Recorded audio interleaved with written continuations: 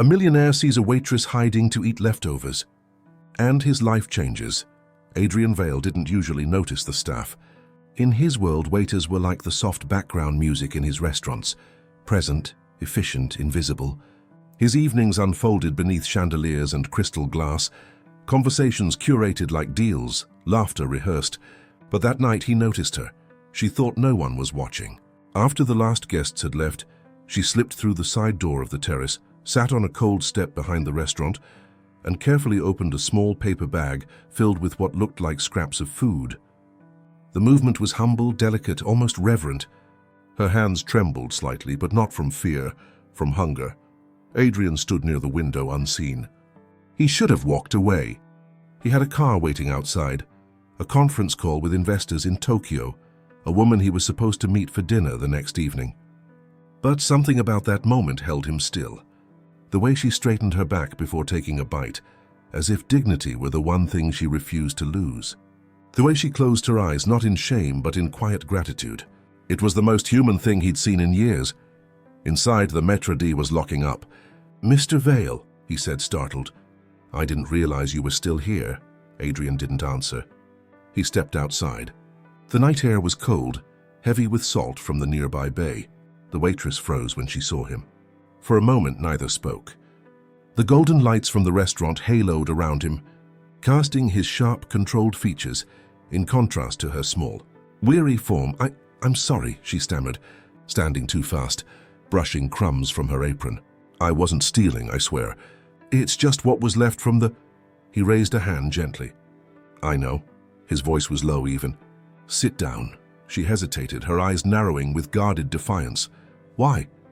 "Because you look like you haven't sat down all day." Her name, he later learned, was Clara Rowe. She'd been working double shifts at the Ocean Crest for 3 months, sometimes closing the kitchen, sometimes serving the private lounge that Adrian himself owned. She lived 2 bus rides away, sharing a small apartment with her younger brother, a college student with dreams of becoming an engineer. Their parents had died years ago. Her world was built on survival and small hopes. "I'm fine," she said after a moment, though her voice betrayed exhaustion. "You're not," he replied. "You shouldn't have to eat like this." The way he said it, matter of fact, not pitying, made her chest tighten. "And how should I eat, Mr. Vale? At a table like yours with 10 courses I can't pronounce?" He almost smiled. "No, just—" Without hiding, she studied him. Beneath the tailored coat and the composure, she saw a kind of loneliness she recognized. The difference was that his was chosen and hers wasn't. "People like you don't understand people like me," she said finally. "Maybe that's true," he admitted. "But I'd like to try." It wasn't flirtation. Not yet. It was curiosity, raw, uncomfortable, real.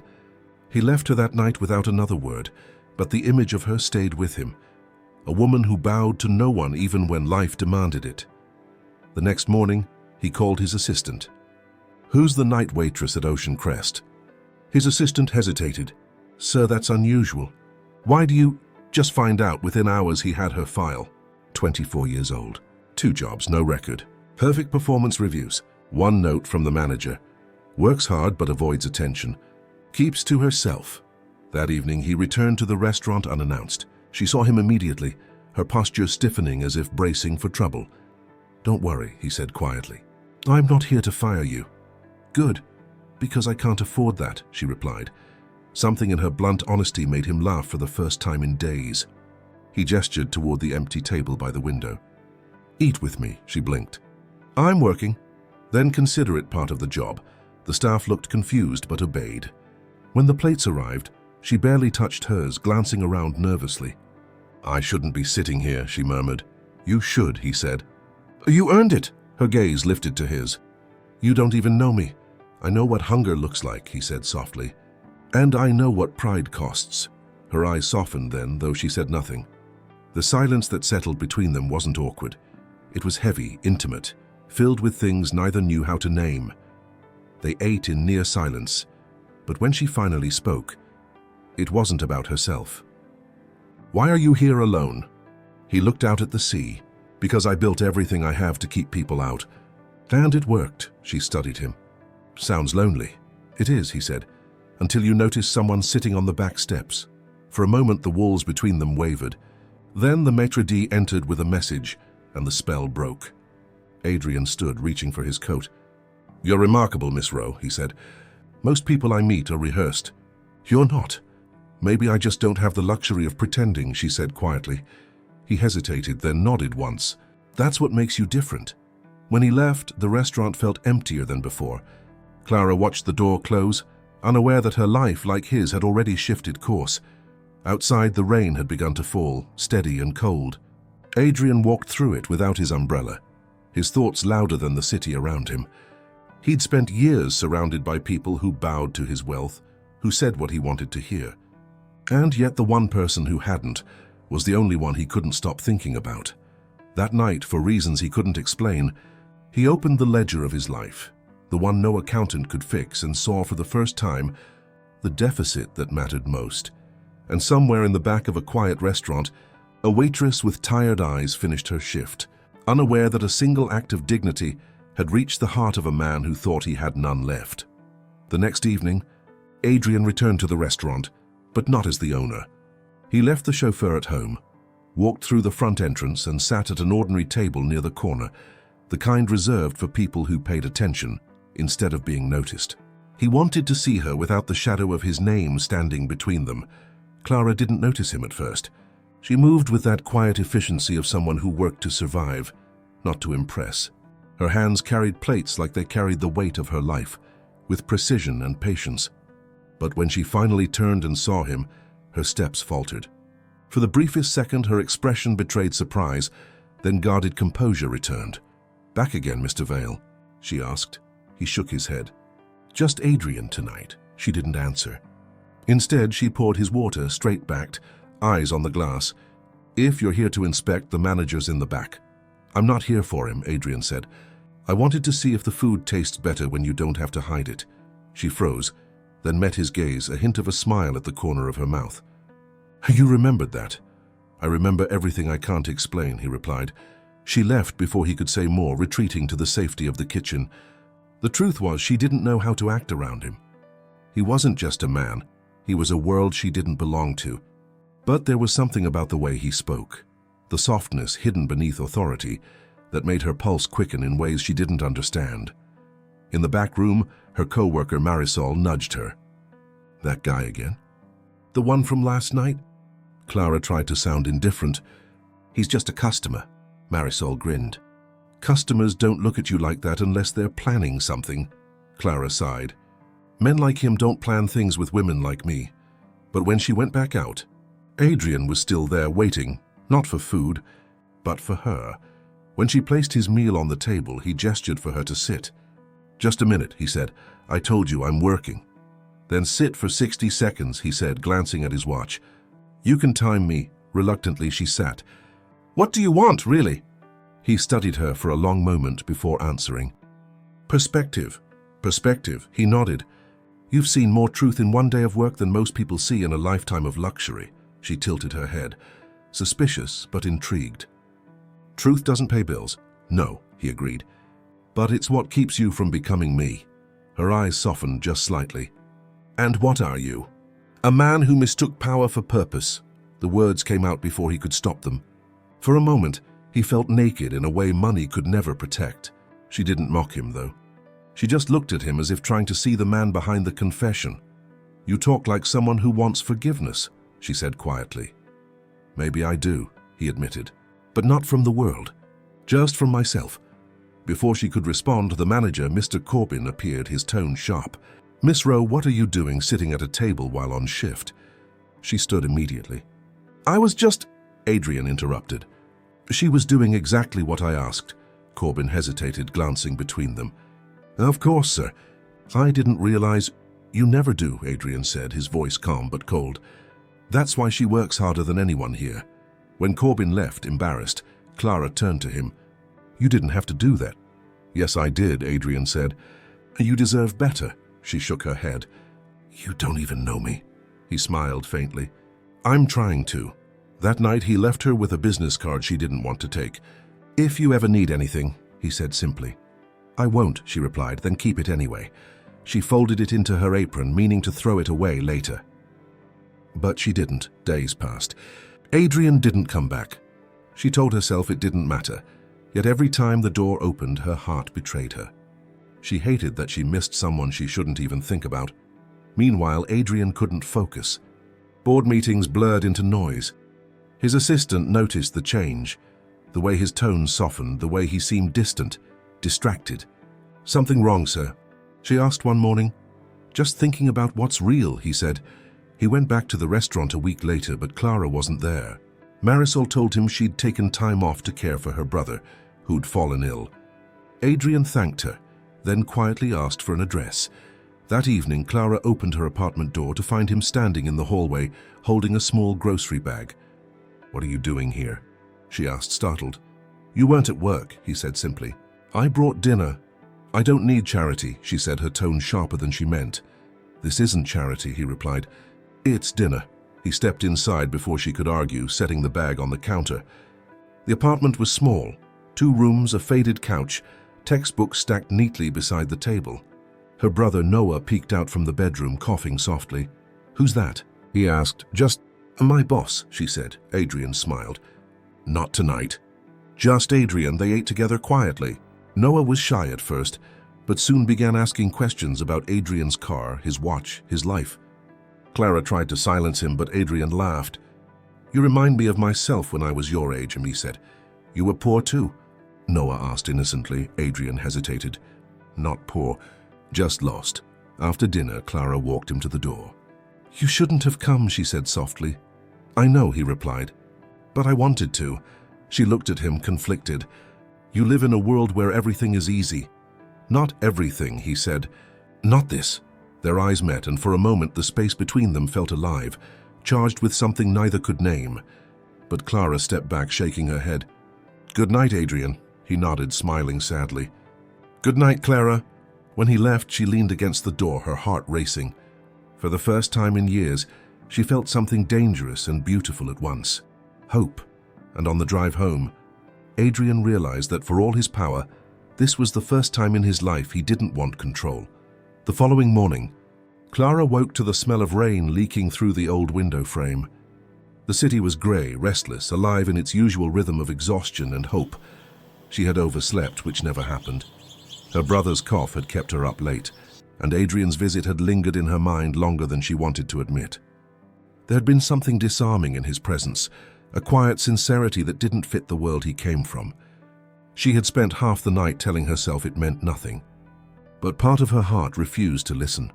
At the Ocean Crest, the staff was buzzing about Adrian's second unannounced visit. The manager was unusually nervous, barking orders to make sure every table gleamed. "Apparently, Mr. Vale has taken a special interest in our service standards," he muttered, his tone full of suspicion. "Especially in you, Miss Rowe." Clara froze. "What do you mean?" He narrowed his eyes. "You know exactly what I mean. Be careful, Clara. Men like him play savior, and when they're done, they forget who they saved." She didn't answer, but his words burned. She went through her shift, distracted, trying to ignore the whispering that followed her. Still, she worked as she always did, precise, graceful, invisible. Until the evening, when she found a letter tucked under a plate in the back prep station. No signature, just a small folded note. "Meet me at the harbor tonight." No expectations. Just company. She should have thrown it away. But the handwriting, clean, steady, unmistakable, pulled her in. She read it twice, then hid it in her pocket. After closing, she walked down to the harbor. The air was cool, tinged with salt and faint music from a nearby cafe. The docks glimmered under scattered streetlights. Adrian stood near the railing, hands in his pockets, staring at the water as if it might give him answers. "You shouldn't leave notes like that," she said, approaching. He turned, smiling faintly. "I wasn't sure you'd come. I almost didn't." "Then I'm glad you did." She crossed her arms, pretending to look unimpressed. "Do you really think I have time to take evening walks with millionaires?" He chuckled softly. "No. I think you have time to breathe, though. You just forgot how." Her eyes flickered toward the sea. "Breathing doesn't pay rent." "No," he said, "but it reminds you why you do." For a moment they stood in silence, the waves lapping softly against the pier. He handed her a paper cup of coffee. "Peace offering," he said. "And before you ask, no, it's not from a 5-star place. I bought it from the cart near the station." She took it reluctantly. But when she sipped, she smiled despite herself. "You really are bad at being rich." "Best compliment I've had all year," he said, smiling back. The conversation unfolded gently after that. She told him about her brother's studies, her exhaustion, her dream of saving enough money to buy a tiny cafe someday, a place where nobody had to wear uniforms to be respected. He told her about his father, a ruthless financier who had taught him to measure worth in profit margins, and a fiancé he had left because she couldn't love the man behind the empire. "I built walls because I thought that's what strength was," Adrian said quietly. "But lately I've started to wonder if strength is just learning how to feel again." She looked at him then, really looked. The man who stood before her wasn't the cold, unreachable figure she'd imagined. He was tired, human, maybe even broken in ways that mirrored her own. "You talk like someone who's been alone too long," she said softly. He met her gaze. "And you talk like someone who's afraid to be cared for." The words hit her deeper than she expected. She turned away, staring at the dark water. "Don't," she whispered. "Don't try to fix me." "I'm not," he said. "I just don't like pretending we don't see each other." Her breath caught. There was truth there, dangerous truth. Before she could reply, her phone buzzed. A message from Marisol. "Your brother fainted. Hospital, come fast." Her cup fell from her hand. "I have to go," she said, panicked. Adrian's expression changed instantly. "I'll drive." She wanted to refuse, but there was no time. Minutes later, they were speeding through the wet streets, headlights slicing through the rain. Clara sat rigid, her heart pounding. "He's all I have," she murmured. "I know," Adrian said, "and I'm not leaving you." At the hospital, the corridors were pale and cold. Noah lay in bed, an IV running into his arm. The doctor assured her it was exhaustion, malnutrition, stress, overwork. He'd recover, but he needed rest and proper food. Clara sat beside him, relief trembling through her hands. When Adrian appeared at the door, she whispered, "He's okay." He nodded, standing back as if afraid to intrude. But Noah saw him. "It's the man from dinner," he said sleepily. "Hi," Adrian smiled. "Hey, champ." When the doctor left, Clara finally turned to him. "Thank you for driving me. I didn't mean for you to—" "Stop," he said. "You don't have to explain." Her eyes softened. "You should go home. You don't belong here." He hesitated. "Maybe that's exactly why I'm here." She didn't reply. She just looked at him, at the rain still clinging to his coat, at the exhaustion that looked strangely like hers.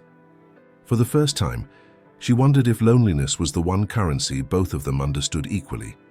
As the night deepened, Noah slept, the machines humming quietly. Clara sat by his bed, her head bowed. Adrian remained in the hallway, watching through the glass, unwilling to leave. Something in him had changed, not suddenly but deeply. He wasn't sure what this connection was or what it would cost him. All he knew was that for the first time in his adult life, someone had made him feel like his wealth was meaningless. And he had never been more grateful. The next few days blurred into long hours at the hospital. Clara barely slept, dividing her time between work and watching over her brother. Noah's condition stabilized, but the doctor's words kept echoing in her mind. Exhaustion, malnutrition, overwork. It was a sentence carved out of their entire life. She didn't tell Adrian when she returned to the restaurant, afraid that his presence would complicate everything. She had accepted his help once. She couldn't let herself depend on him again. But Adrian noticed her absence from the hospital parking lot before she did. Each evening he stopped by with groceries, small things her brother might eat, always leaving them quietly with the nurse's desk. He never stayed long, but his silence became part of their healing, an invisible hand holding the edges of her life together. When Clara finally came back to work, she looked thinner, quieter, her uniform hanging loosely on her shoulders. Marisol greeted her with a tight hug. "You look like a ghost." Clara smiled weakly. "Feels about right." In the middle of the shift, Adrian walked in. Not in a suit this time, but in a simple sweater and jeans. He looked ordinary, almost human among the noise and silver of the restaurant. She froze when she saw him. "You can't keep showing up here," she said, under her breath as she approached his table. "I came for dinner," he said simply. "You own 3 penthouses with private chefs." "None of them make coffee like you do," he said. Smiling faintly, she sighed, frustrated. "People will talk, let them," he replied. "They already do." He wasn't wrong. The staff watched every interaction like a scene from a movie no one was supposed to be filming. Still, Clara couldn't help the warmth that flickered in her chest when he looked at her like that, like she was someone the world had overlooked, but he refused to. Later, when she stepped outside for a short break, he followed. They stood beneath the awning as rain began to fall again, the scent of wet asphalt rising from the street. "I didn't tell you to come to the hospital," she said. "I know. You shouldn't have done it. I know that too." "Then why did you?" He met her eyes calm and steady. "Because I didn't know how not to." Her throat tightened. "You don't owe me anything, Adrian." "Maybe I don't," he said softly, "but maybe I want to." The air between them pulsed, fragile and real. It wasn't romance yet, not exactly. It was recognition. The kind that happens when two people discover they've both been surviving instead of living. When she turned to go back inside, he said her name. "Clara." She stopped. "You don't have to keep doing everything alone." She didn't respond, but her hands trembled slightly as she pushed open the door. That night, the rain didn't stop. The storm outside mirrored the noise in her head. She lay awake, replaying his words, the way he'd said them, not as a command, but as a plea. Meanwhile, Adrian sat alone in his penthouse, the lights of the city reflecting off glass walls that suddenly felt like cages. For years, he had thought isolation was strength. Now it only felt like punishment. He poured himself a drink and stared at the skyline until it blurred. Somewhere down there was the woman who had reminded him what sincerity looked like. The next morning he called his assistant. "Cancel everything afternoon," he said. "Sir, that includes the board." "I know." He drove to the hospital, not sure what he planned to say. But when he arrived, he found Clara in the cafeteria sitting across from Noah. Her laughter, tired but real, cut through the sterile air like sunlight through clouds. Noah spotted him first. "Hey, it's the rich guy."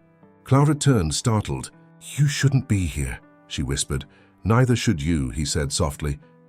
"You need rest," she glared. "You don't get to tell me that." He raised his hands in surrender. "Fair, then maybe I can offer an alternative," she frowned. "What kind of alternative?" He handed her a small envelope. Inside was a document, an invitation, not money. "There's a foundation that partners with the hospital. They sponsor caregivers who need short-term support. It's not charity. It's logistics." Clara stared at it, wary. "Why are you doing this?" He hesitated, searching for words. "Because when I look at you, I see someone doing everything right in a world that rewards all the wrong things." She blinked, unsure how to answer. "I can't take this." "Then don't," he said. "Just think about it." He left before she could return it, leaving behind the faint scent of rain and coffee. That night, she sat by her window, the city glowing below. She unfolded the envelope again, running her fingers over his name printed at the bottom. There was a handwritten note attached. "For once, let someone help you. You've carried enough." She closed her eyes, tears stinging. No one had ever written her something that simple, that kind. The next day, she handed the form to the hospital's financial office. For the first time in years, she exhaled without fear. When Adrian saw her that evening at the restaurant, he didn't mention it. He just smiled quietly, as if acknowledging a promise kept. "Thank you," she whispered. He shook his head. "Don't thank me. Just live." It was the first time she'd heard someone say that to her, like it was permission. That night, when she left the restaurant, he was waiting outside by the car. She didn't ask why. She just got in. They drove without destination, the city unfolding like a confession neither had rehearsed. Somewhere between silence and headlights, the air between them shifted, and for the first time both of them understood. They weren't saving each other. They were finally being seen. The city moved slower that night, wrapped in a soft drizzle that blurred the lights into streaks of gold and silver. Adrian drove without speaking, letting the rhythm of the rain fill the quiet. Clara sat beside him, her hands folded in her lap, unsure where this road led or why she hadn't asked him to stop. Something in his silence wasn't oppressive. It was patient, heavy with words he didn't yet know how to say. He pulled over near the pier where fishing boats slept under the fog. The smell of salt and rust mixed with the distant hum of jazz from a nearby bar. "I come here when I need to remember I'm not the center of the world," he said. She smiled faintly. "You mean you actually forget that sometimes?" He laughed softly. "More often than I admit." They stood by the railing. The sea was dark, restless, but oddly comforting. "I used to come here as a kid," she said, "when things got bad at home. The noise of the waves made me feel less alone." He turned toward her, the wind brushing her hair across her face. "You had no one?" She hesitated. "I had my brother. But being the responsible one makes you grow up too fast. You stop being a person. You become survival." Adrian nodded slowly. "I know that feeling." "You?" she asked, surprised. "You've never had to fight for anything in your life." He looked at her then, a shadow passing through his eyes. "Girl, you'd be surprised." There was a long pause before he added, "My father believed in strength, not affection. Every achievement was just a transaction. By the time I was 20, I was already running his company. And by 30, I realized I didn't know who I was when no one needed me to win." Clara studied him, her gaze softening. "So you built walls instead of people?" He smiled sadly. "Exactly." The wind grew colder. He offered her his coat, and for a moment her hand brushed his. The touch was fleeting but electric. She looked away quickly, but he saw it, the flicker of emotion she tried to hide. "Don't," she murmured. "Don't make this something it can't be." "I'm not," he said quietly. "I just don't want you to freeze. People like me don't get close to people like you, Adrian. The world doesn't let it happen." "Then maybe the world is wrong," she shook her head. "You don't understand. For you, breaking rules is brave. For me, it's dangerous." He didn't answer. He just looked at her, the way a man looks at something fragile he doesn't want to break. They left the pier after midnight. He dropped her near her apartment, insisting on walking her to the door. The hallway smelled of old paint and damp concrete. "Thank you for the ride," she said. "Thank you for the company," he replied. Her eyes lingered on him for a moment too long. Then she stepped inside and closed the door. But that night, neither of them slept. For Adrian, her voice echoed in his head, the calm, steady cadence of someone who didn't need him, but had somehow reached him. For Clara, his words replayed like a confession she hadn't asked for. Then maybe the world is wrong. The next morning, the world seemed determined to remind them of its rules. The Ocean Crest's lobby was crowded with photographers and reporters. Someone had leaked photos of Adrian and Clara at the harbor. A headline was already making its rounds online: "Billionaire's secret nights with Waitress spark scandal." Clara froze as the flashes went off. Her manager rushed toward her, panic and fury in his voice. "What did you do?" "Nothing," she said, trembling. Adrian arrived moments later, cutting through the chaos like a storm in a tailored coat. "This ends now," he said to the reporters, his tone sharp as steel. "You're harassing a private citizen. Mr. Vale, are you confirming the relationship?" One shouted. "There's no story here," he said. "And if there were, it would belong to her, not you." He took Clara's hand, ignoring the gasps from the staff, and led her through the back exit. When they finally reached the street, she pulled away, breathless. "What did you just do?" "I stopped them from devouring you." Her eyes filled with tears, not of gratitude, but fear. "You made it worse." "You're Adrian Vale. Everything you touch becomes a headline." He stepped closer. "Then let them talk about me, not you." "You don't get it," she said, her voice breaking. "You'll survive this. I'll lose my job, my reputation, everything I've worked for." He froze, realization sinking in. "I didn't think—" "No, you didn't," she said, backing away. "Because you don't have to." The words cut deeper than either expected. Adrian reached for her arm, but she pulled back. "Clara, don't," she whispered. "Whatever this is, it can't survive your world." She turned and walked away, her figure dissolving into the gray rain. Adrian stood there, the street around him blurring, the weight of her words pressing down like gravity. He wanted to follow, to fix it, to undo the damage, but for the first time, he understood that money couldn't rewrite the truth. That night, he didn't go home. He drove aimlessly through the city until dawn, his reflection in the window looking like a stranger's. For a man who owned everything, he had never felt emptier. And somewhere in a small apartment 2 bus rides away, Clara sat at her kitchen table, the phone buzzing with messages she refused to read. Her brother looked at her quietly. "You like him," he said. She didn't answer. "Then why are you crying?" She wiped her face, forcing a smile. "Because sometimes liking someone isn't enough." And though she tried to believe that, deep down, she knew the truth she couldn't say aloud. Adrian Vale had already changed her life, and no amount of distance could make her forget it. The following week, unfolded like a test neither of them had studied for. The restaurant suspended Clara indefinitely, pending review of professional conduct, though everyone knew what that meant. The scandal had made her unemployable overnight. Customers whispered her name, tabloids twisted her face into a story that wasn't hers, and people online called her everything except what she really was, an honest woman caught in someone else's shadow.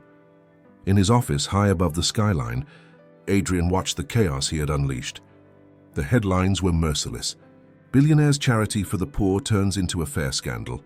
Waitress or opportunist? Veil's fall from grace begins. He turned off the screen, but the damage stayed. The board demanded statements. His lawyers advised silence, and his PR team begged him to deny everything. Instead, he stood by the window and said quietly, "No more lies." His assistant blinked. "Sir, I'll handle this my way." That afternoon, Adrian drove to Clara's neighborhood. She didn't answer the door, but he could hear the muffled sound of her brother inside. "Tell him I'm fine," she called from the other room. Noah opened the door halfway. "She won't talk to anyone," he whispered. Adrian nodded. "Then let her know I'm not leaving." He waited in the rain for almost an hour before the door finally opened. Clara stood there, pale, exhausted, eyes full of defiance and heartbreak. "You shouldn't be here," she said. "I had to see you." "You've done enough seeing," she said bitterly. "Now the whole world sees me too." He took a step closer. "Let me make it right," she shook her head. "So you can't buy back my name." "I'm not trying to buy it," he said, his voice low, steady. "I'm trying to give you yours back." Her lips trembled, but she didn't move. "You don't understand what this feels like, Adrian.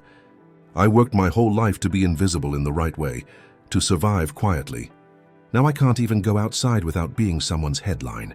He looked at her, guilt burning through him. "Then I'll disappear instead. What does that even mean?" She whispered. "It means I'll walk away from the company, from the noise, from everything that's hurting you." She stared at him, stunned. "You'd destroy yourself for me?" He smiled faintly. "Maybe for once I'm doing something that matters." She wanted to tell him not to. She wanted to push him away for his own sake. But part of her, the part that had seen his loneliness, his quiet kindness, knew he meant it. And that terrified her even more. That night, Adrian called a press conference. Cameras filled the lobby of Vail Industries. He stood under the harsh white lights, alone, no teleprompter, no rehearsed lines. "Over the past week," he began, "a young woman's name has been dragged through the mud because of my silence. That woman, Clara Rowe, did nothing wrong. She didn't chase attention.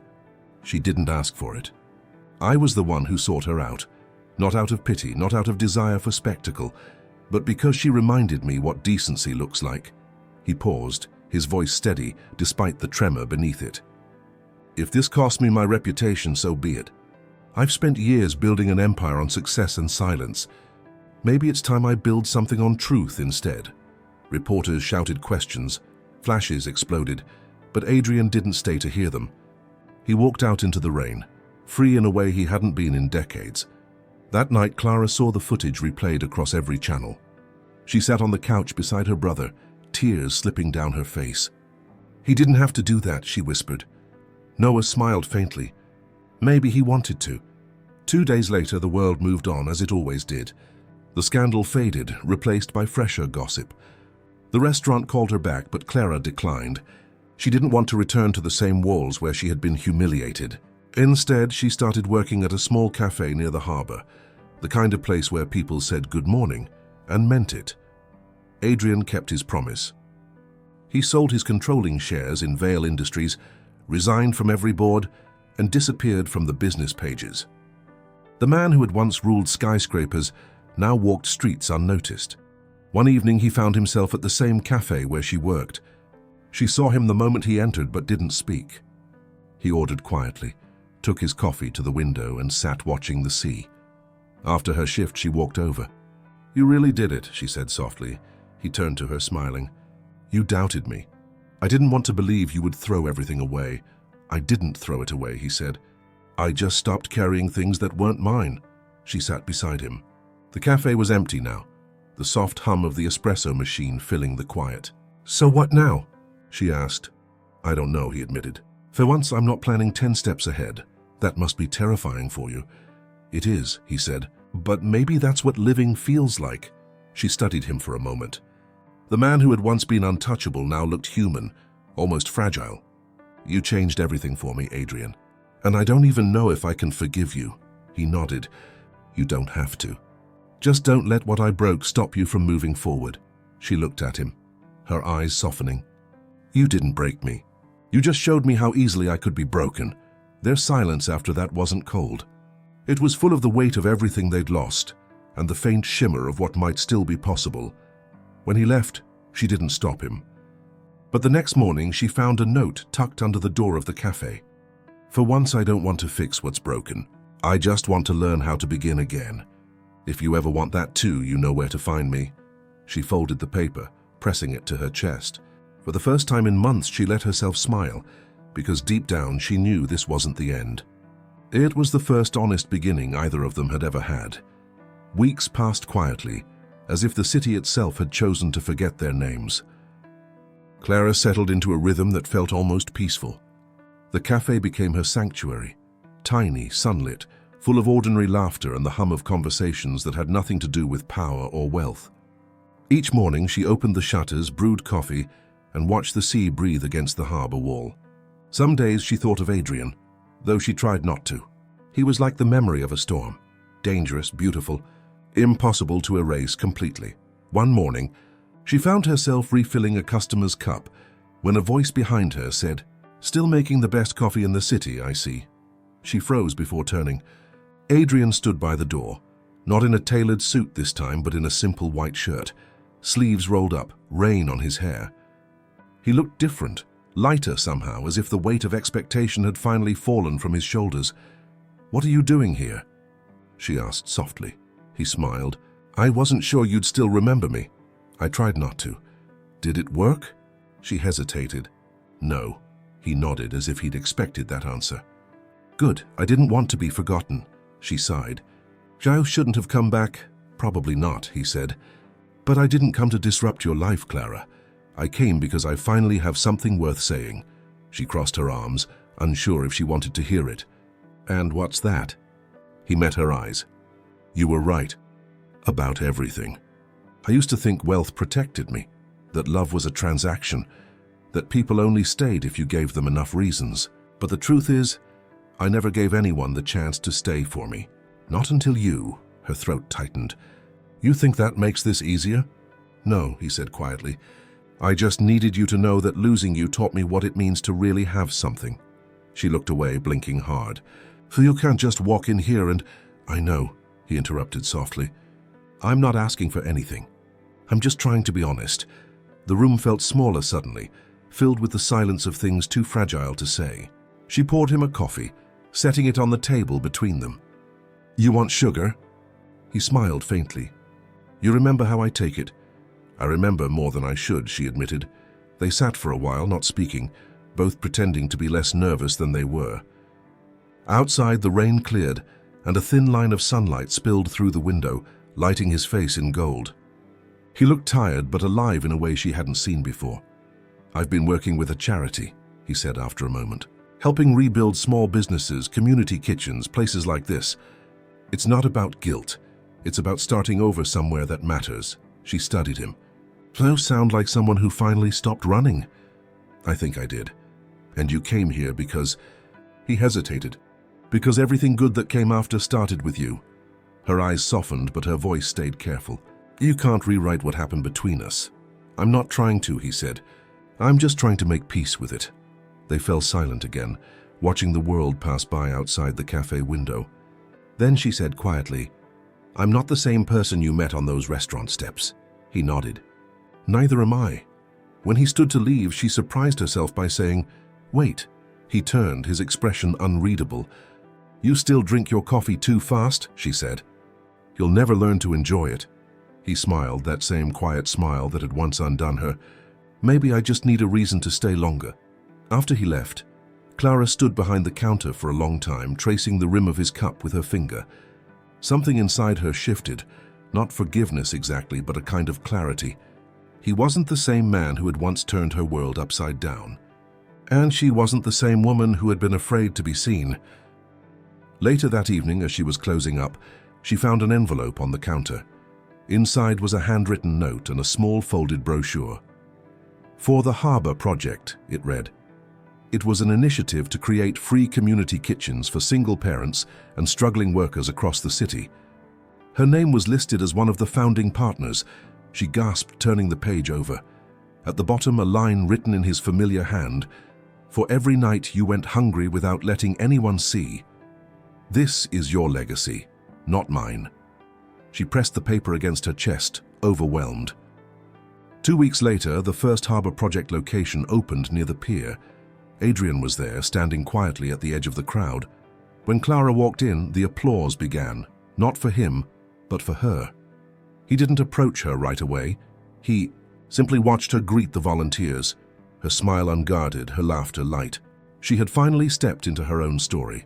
When the event ended and the others had gone, she found him outside by the water. "You keep doing this," she said, "showing up when I least expect it. Maybe that's how I make sure you don't forget me again," he said. She laughed softly. "I don't think that's possible anymore." They stood side by side, the city lights reflecting on the waves. "You really built all this," she said. "We built it," he corrected. "You inspired it." She looked at him then, truly looked, and saw not the millionaire, not the man from the headlines, but the one who had learned humility the hard way, the one who had chosen love over pride. "Adrian," she whispered. He turned toward her. "Yes?" Her hand brushed his. "Maybe we can both stop running now." He smiled, and for the first time since that night behind the restaurant, he reached for her hand, not to possess it, but to hold it. The waves murmured softly below, as if the world itself was exhaling with them. Neither of them spoke again. They didn't need to. The distance between them had finally disappeared. The following months unfolded like a new season neither of them had known how to hope for. The Harbour Project grew faster than anyone expected. What had begun as a quiet act of redemption turned into a city-wide movement of compassion. Cafes, shelters, and training programs for people who had once lived unseen. Clara found herself leading teams, giving interviews, standing on stages she never imagined she'd stand on. Every word she spoke came from the same truth that had once been her pain. No one should have to hide to eat. Adrian rarely appeared beside her in public. He stayed in the background, signing checks, organizing logistics, making sure the spotlight stayed on her. It was her voice that carried the mission forward, and that was exactly how he wanted it. Yet every time their paths crossed at the end of an event, their eyes found each other like gravity. One evening, after a long day of preparing a new kitchen launch, Clara found him sitting outside the old pier cafe, the same one where their story had quietly begun. The air was cooler now, autumn sweeping in with the smell of salt and fading flowers. He had 2 cups of coffee waiting. "You look tired," he said as she approached. "I am," she admitted. "But it's a good kind of tired," he smiled. "You always said that rest felt like guilt." "Maybe I'm learning to forgive myself," she said softly. They sat in silence for a while, watching the horizon darken. Ships passed in the distance, their lights flickering like slow-moving stars. Then she asked, "Do you ever miss it?" "What?" "The world you left behind. The power, the control, the way people listened when you spoke." He thought for a long moment. "I miss the illusion of it, not the reality. When people listened to me back then, it was out of fear or need. Now when you speak, people listen because they feel something real. I think I was searching for that all along." She turned toward him, her expression soft. "You've changed," he chuckled quietly. "You make it sound like I was reborn." "Maybe you were." He leaned back, the faint glow of the streetlight tracing the lines of his face. "It's strange," he said. "For years I built towers and companies trying to prove I was enough. Then I met someone who didn't care about any of it. And somehow that made me want to be better." Her chest tightened, but she smiled. "You're not the man who walked into that restaurant anymore. And you're not the woman who hid to eat leftovers." The honesty of it hung in the air between them, tender and raw. She looked down at the cup in her hands, fingers trembling slightly. "Sometimes I still feel like that girl," she said, "like everything good could disappear if I blinked too long." He reached across the table, brushing her hand lightly. Then I'll keep my eyes open for both of us. The words weren't grand, but they carried a weight she couldn't ignore. Something in her softened. The part that had resisted. The part that still feared believing in anything that felt permanent. Later, as they walked along the pier, she spoke again. You know, the people at the foundation keep asking why I don't put your name beside mine. Because this was never about me, he said simply. The only thing my name ever did was make noise. Yours gives people hope, but it's your funding that keeps it alive. He smiled faintly. Money builds walls or bridges, depending on who holds it. You chose bridges. They stopped near the end of the pier, the wind tugging at her hair. She looked out at the water, eyes distant. Do you ever wonder how different things might have been if we'd met in another life, another time? I used to, he said. But I think we met exactly when we were supposed to. You wouldn't have seen me before, and I wouldn't have deserved you. She turned to face him then, her eyes shimmering under the soft amber lights. And now? He stepped closer, voice low. Now I just want to spend the rest of this life proving that I do. Something inside. Her broke open at that, quietly, without drama, like sunlight after rain. She didn't speak. She just reached for his hand and held it tightly. They stayed there until the sky shifted from blue to black. The harbor lights flickered, and the city murmured in the distance, alive and unaware of the small miracle happening on that pier. When she finally whispered, "What happens next?" he smiled. "Whatever you want." She rested her head against his shoulder, feeling the steady rhythm of his breath. "Then maybe this time," she said, "we don't need to hide." He kissed the top of her head gently. No more hiding. The sea moved beneath them, endless and calm, carrying away the last traces of who they used to be. And for the first time, they both felt the quiet peace of belonging, not to the world, not to the past, but to each other. Winter arrived quietly, wrapping the city in a pale, forgiving light. The harbor project had grown beyond what either of them dreamed. It now spanned across several neighborhoods, employing dozens of people who once stood where Clara had been, tired, unseen, and still unwilling to give up. Her story became their anthem.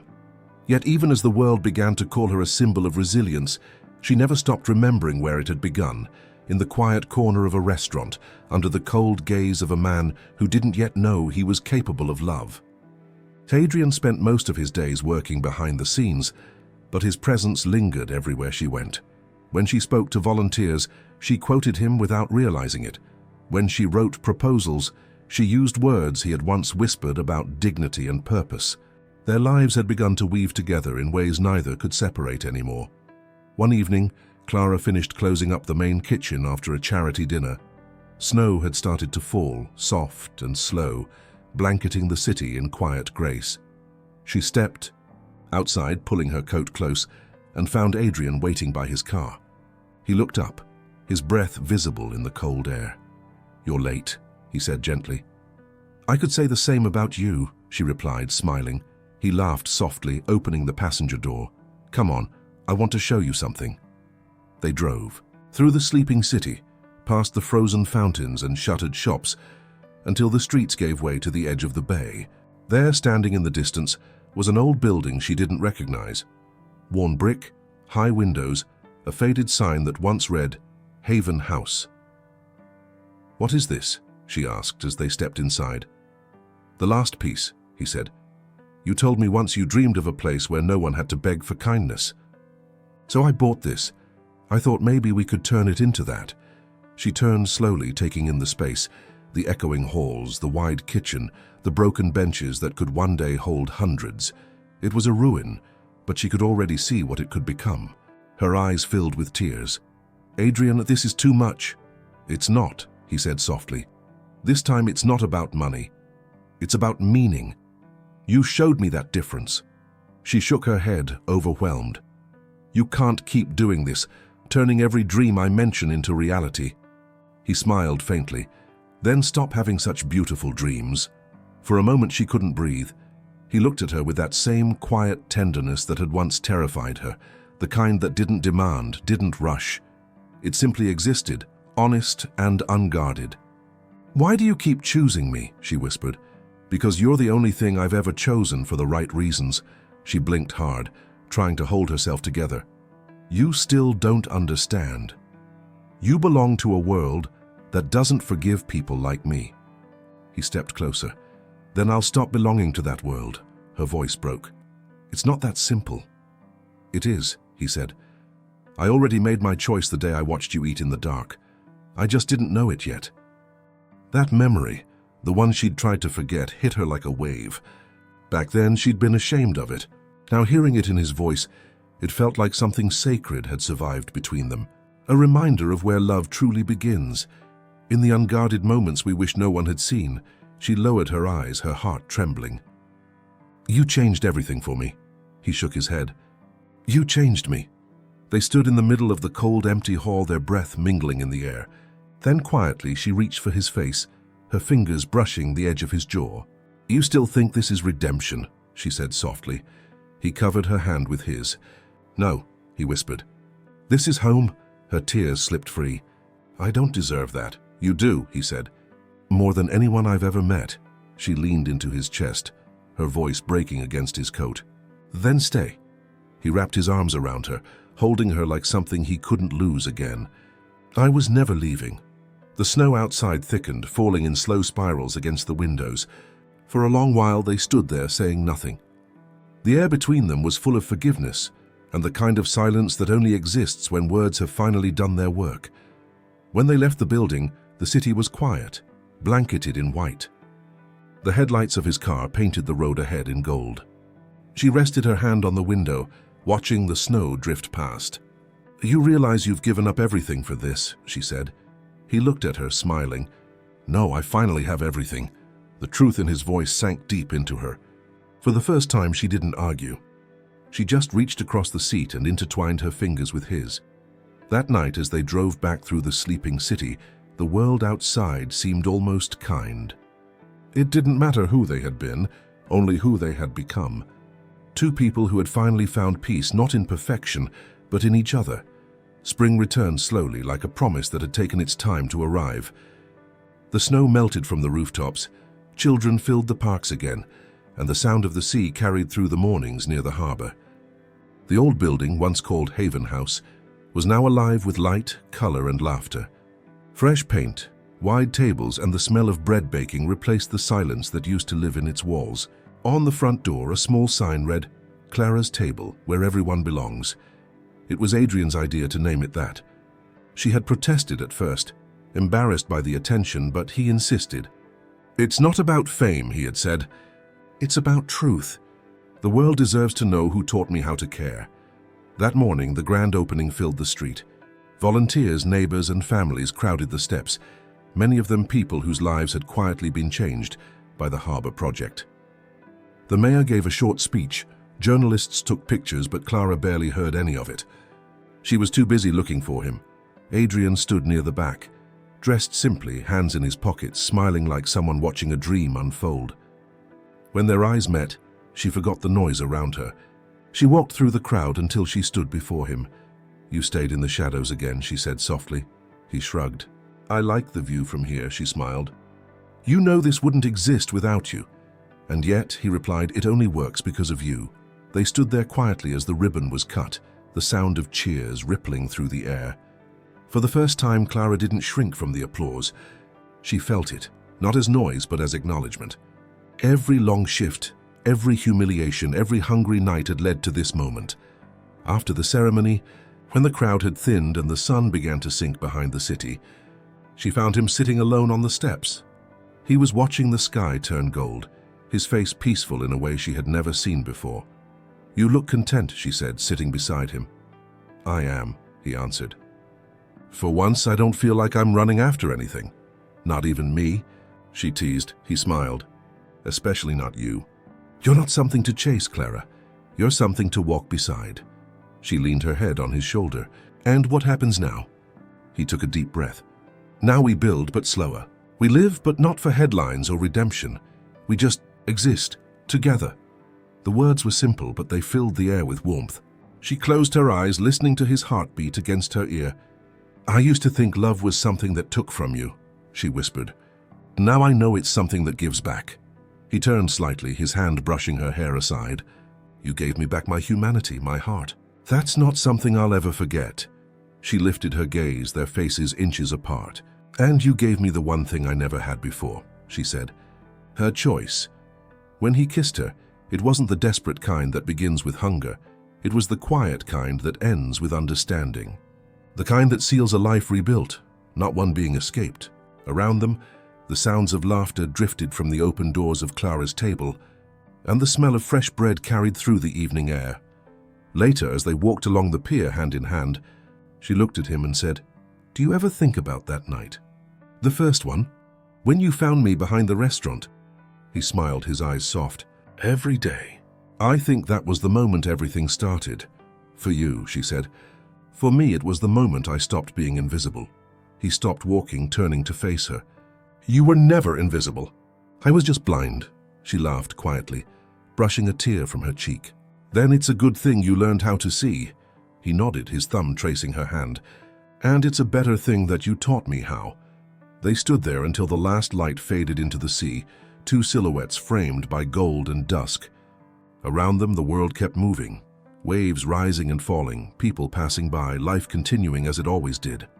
But in that small space between day and night, something eternal settled between them. Not the rush of first love, not the ache of regret, but the stillness of something true. As the first stars appeared above the water, Clara whispered, "Do you think we deserved this?" Adrian smiled. "No, but we chose it. And that's better."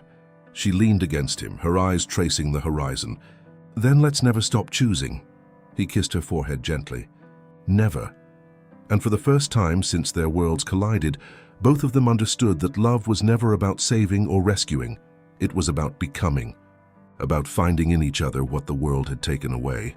The hunger, the silence, the pain, all of it had led here, to this quiet peace. A millionaire and a waitress, bound not by circumstance, but by the courage to see beyond it. And as the sea whispered below, it felt as if the whole universe exhaled in relief, because two lost souls had finally found their way home.